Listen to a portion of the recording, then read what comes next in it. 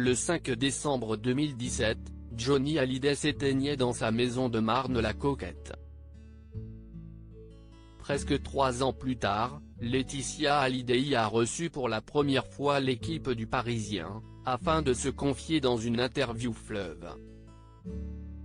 Présente en France pour assurer la promotion d'un coffret de disques et de films à l'effigie du chanteur, intitulé Johnny, son rêve américain, Laetitia Hallyday a décidé d'ouvrir aux journalistes les portes de la Savannah, dernière résidence du rocker, encore aujourd'hui habitée par sa présence. Si est dans ce bureau que Johnny est parti il y a bientôt 3 ans, précise l'ancienne épouse du chanteur.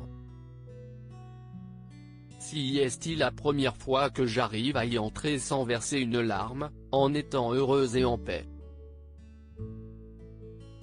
Elle poursuit, cela peut paraître illuminé, mais j'ai l'impression que Johnny est là, qu'il veille sur nous. Je suis habité par lui, tous les jours. Aussi dévouée à la mémoire du chanteur qu'elle l'était au principal intéressé de son vivant, Laetitia reconnaît une certaine abnégation de sa part concernant leur mariage. Si est l'histoire de ma vie, lance-t-elle. 3 générations de femmes m'ont éduqué que l'on devait faire des compromis et des sacrifices pour réussir son couple. Pourtant, la maman de Jade et Joe y explique son ex-mari aussi a été d'un soutien capital pour elle. Johnny aussi a fait un travail incroyable sur moi, dit-elle avant d'ajouter quand je l'ai connu, j'allais avoir 20 ans, j'étais une âme en peine, cabossée.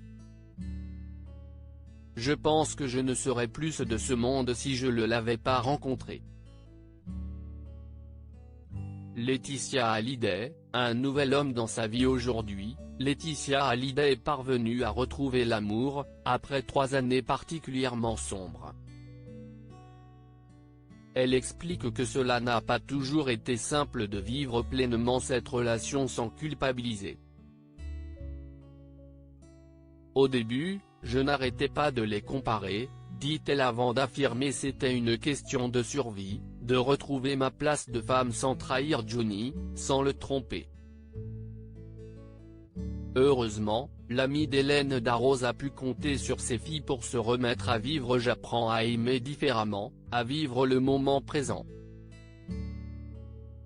Les filles m'ont accompagné aussi dans ce chemin de reconstruction de femme.